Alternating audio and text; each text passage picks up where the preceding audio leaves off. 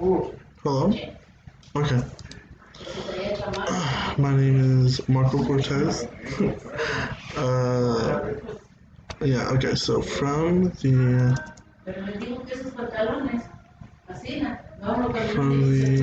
video or from the example, I remember that there was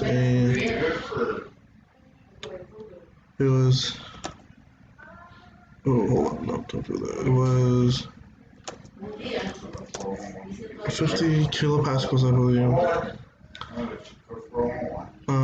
In the normal stress section, from this side, and because it was in compression, we can say that it's going to be positive as well. So it was a 100, and that one was also positive because it was also in compression. And this first one, the first shear stress, was 30 degrees. And so because it was not 30 degrees, my apologies, it was 30K for the units. And so because it was going counterclockwise, it was positive. So we can go up for positive, and that was 30.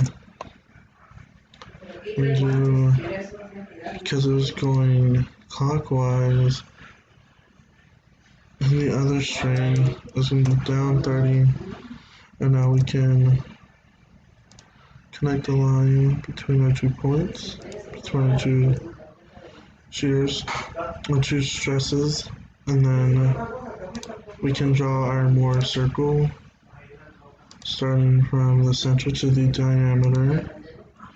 And once we get to the center to the diameter, we can go ahead and hit point. And we can click on this outer circle right there, this point right there. We can hit spacebar again to hit point once again. And we can hit this guy right there as well. So if you were to click on this point right here, and then, hold on. And so then I decided to right click, and then I hit properties.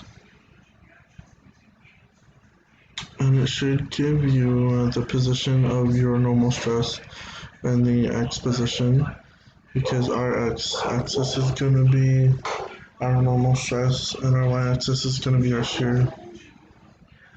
And so we have 114.1. And so now we can close this. We can hit escape. And we can click on this position or this point, hit properties again. And you'll be able to see that the normal strain in the X position, oh shit, where'd it go? The normal strain was 75, but our shear is going to be 39.1 up here at the top. So that would be our max shear strength right there.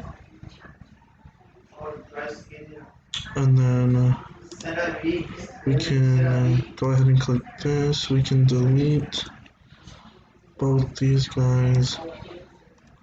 And we can hit the point again, or type in the point function on CAD. Click on this guy. Click on him again. Hit your properties, and you should see that the normal stress, the first principal stress is going to be 35.9. So this is going to be our minimum, and then the maximum was the 114.1. And now we can use the line function again. Make sure it connects this way. Make sure it lines up with our first stress. It does. So then from here, we want to be able to click it, use the line function again, and then click it at that corner. And you want to hit it at that quadrant. And so if you zoom in, we can actually measure this angle right here using the as a modification, or the annotations, and then where it says linear, you can hit our angular, and we hit our horizontal principle with this angle. When we zoom in more, we can see that it is 70 degrees. So let me just place that right here. 70 degrees.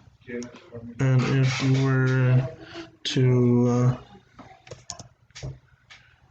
do the same except for our maximum principle, you will find out that the difference between this guy and this guy is actually going to be 90 degrees. So we go back to our angular, or not 90 degrees, 45 degrees. Hit our horizontal, hit this guy, hit zoom in, and as you can see, that is actually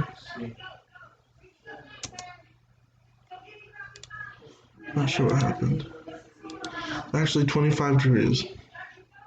So, oh, okay, I see what happened. I accidentally went over too far. I decided to measure it from this side to that side, which is fine. We just hit delete. And so from there, you can say that it is a 70-degree angle from our horizontal plane towards the maximal shear. And I believe that is all the question asked for. This is what Mohr circle looked like at the end. Again, I'm Marco Cortez. This is my work. and so 70 degrees is the answer I put for the last one. Which of course, looking back now, I can see that was supposed to be 25. I understand there was meaning from this guy here. I guess I just read it wrong. And yeah. Thank you.